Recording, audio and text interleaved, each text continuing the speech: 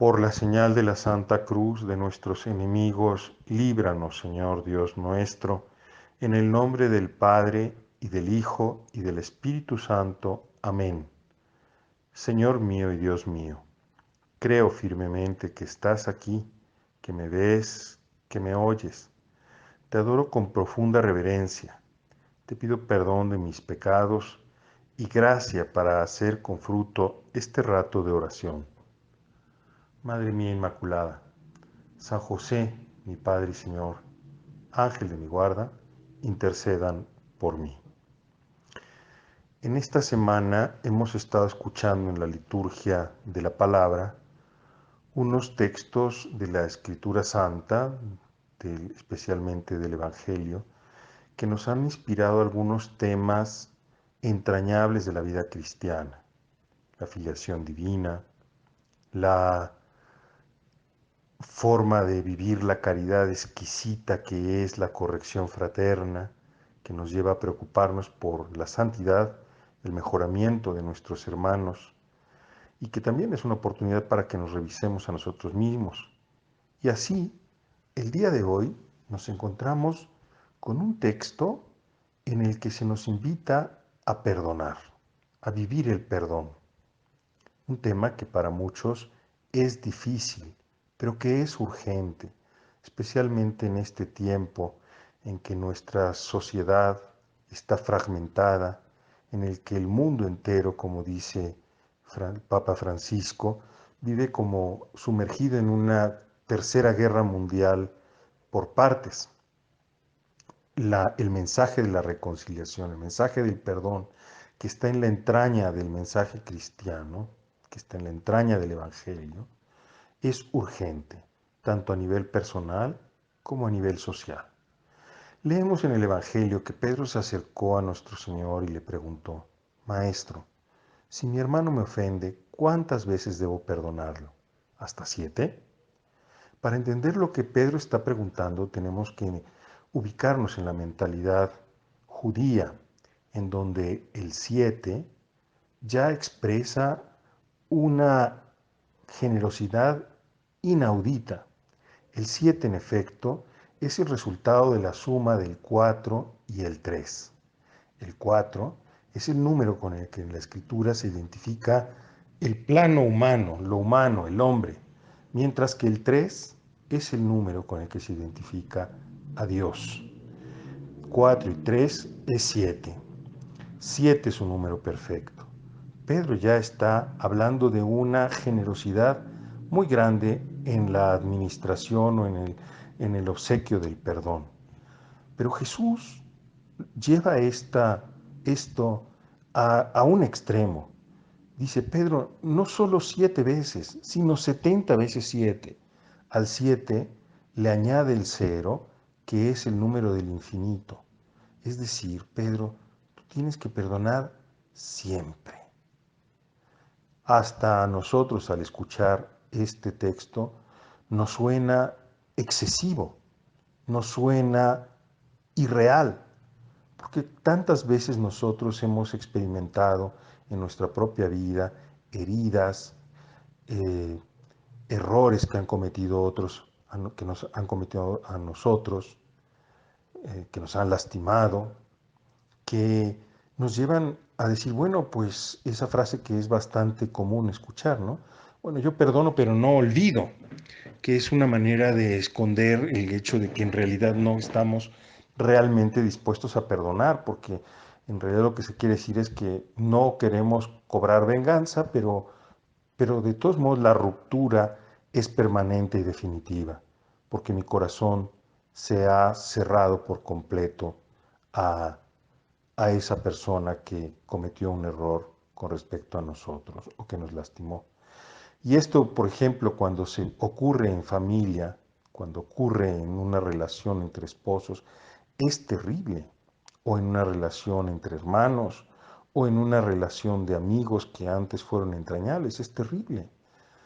Pero Jesús, para que nosotros entendamos la razón por la cual los cristianos estamos llamados a perdonar siempre y a ejercer este ministerio de la reconciliación, nos pone el ejemplo de esa o nos narra esa parábola de aquel siervo que debe una cifra enorme a su señor. Y cuando el señor le cobra la cifra, este hombre se postra, le pide perdón, le pide que le perdone aquella deuda. Y aquel patrón, aquel señor, porque es un hombre bueno, le perdona esa deuda que es una deuda enorme, impagable. En contrapunto, vemos inmediatamente cómo aquel hombre, aquel siervo, apenas salido de ese trance, sale de la presencia del Señor y se encuentra a un compañero suyo que le debe una pequeña cifra, apenas 100 denarios. Y también este hombre le exige a su deudor que le pague aquella cifra. Este compañero suyo, como hizo antes él, pide perdón y pide que le tenga paciencia, que le pagara todo, pero que en ese momento no puede. Y sin embargo, este sujeto que ha sido objeto de la misericordia y de la benignidad de su Señor, en cambio, no es capaz de usar esa misma misericordia, esa misma benignidad para con su compañero. Lo pesca por el cuello, le exige la deuda e incluso va y lo refunde en la cárcel hasta que aquel pague todo. Sus compañeros, testigos de todo esto, sienten que las entrañas se les revuelven y van y denuncian ante el Señor lo acontecido, como seguramente a ti y a mí nos ocurre también al escuchar esto, porque nosotros entendemos que aunque en estricto sentido de justicia, este siervo estaba en su perfecto derecho de exigir lo que es suyo, sin embargo, hay algo que no nos parece consistente cuando vemos que por una parte él ha pedido clemencia y no ha usado, no ha tenido la misma clemencia para con su compañero.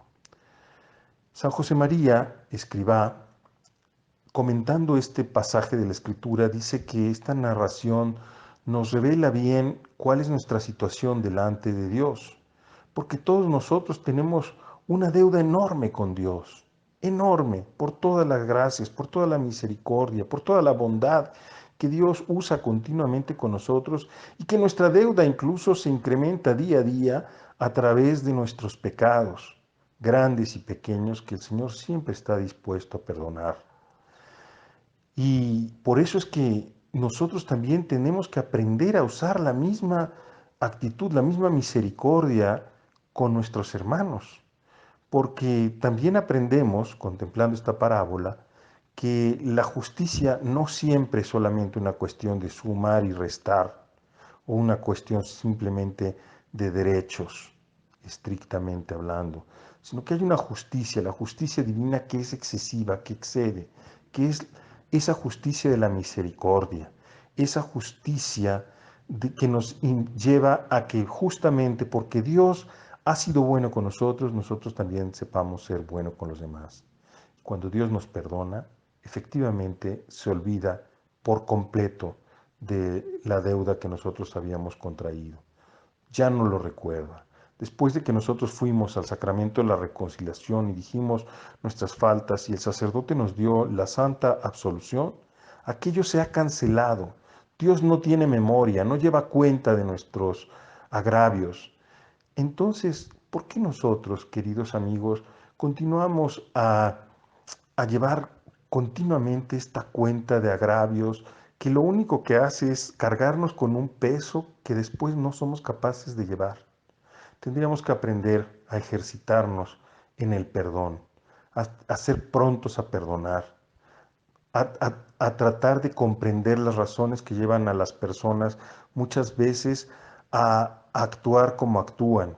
Y te aseguro que eso ya te liberará de un peso excesivo. Por otra parte, es indudable que a veces somos heridos y esas heridas que dejan su huella. ¿Y cuánto nos cuesta entonces que aquella herida deje de lastimar, deje de doler? Por eso se habla de la distinción que hay entre el sentir y el consentir. Una cosa es sentir y otra cosa es consentir. El hecho de que nosotros recibamos a veces algunos fallos o algunas heridas que nos hacen las personas, pues es inevitable que lo sintamos y que cuando lo recordamos o cuando hay situaciones que nos lo recuerdan, pues volvamos a sentir pues aquella sensación de incomodidad, aquel dolor, lo que, y eso pues muchas veces no podemos manejarlo porque no podemos reprimirlo, ni podemos cancelarlo de la noche a la mañana con nuestra voluntad. Pero lo que sí podemos hacer es saber manejar ese sentimiento. Porque cuando nosotros nos dedicamos a darle vueltas, a estarlo rumiando, es cuando viene el resentimiento, el resentir, el sentir de nuevo. Y es como cuando tenemos una pequeña herida que comienza siendo pequeñita y nosotros ahí estamos jurgoneándola y llegamos a infectarla y llegamos a hacerla grande y cada vez más grande y lo que comenzó siendo una cosita pequeña se hace una super herida que puede llevarnos a una enfermedad mayor o incluso mortal. ¿Cuántas veces cuando nosotros no vivimos la humildad, no vivimos el perdón, sino más bien nuestra soberbia nos lleva, nuestro amor propio nos lleva a estar considerando una y otra vez los agravios que hemos recibido? Lo único que hacemos es ir aumentando más y más el peso que nos agobia y nos vamos lastimando más y más, y vamos cerrando más y más el alma hacia aquella, y el corazón hacia aquella persona o hacia aquellas familias o hacia aquella situación. Y lo único que vamos consiguiendo con eso es romper más y más la comunión y sobre todo dañarnos a nosotros mismos, matar nuestra propia alma, no, o endurecer nuestro corazón, agriarnos la existencia cuando quizás lo que podríamos hacer es sí, aceptar que nos duele y pedir inmediatamente también en el corazón, volver a pedir, a disculpar inmediatamente, inclusive antes de que nos lo pidan, de que nos pidan perdón, de manera que aquello deje de estar doliendo y así poco a poco va disminuyendo la intensidad de aquel sentimiento hasta que desaparece por completo. Bueno, pues habría tanto más que decir sobre esto. Quedémonos hasta aquí. Pidamos al Señor la gracia de que nuestro corazón de piedra se transforme en un corazón de carne semejante al suyo, que sea clemente, que sea misericordioso, porque los primeros que ganaremos con eso somos nosotros mismos.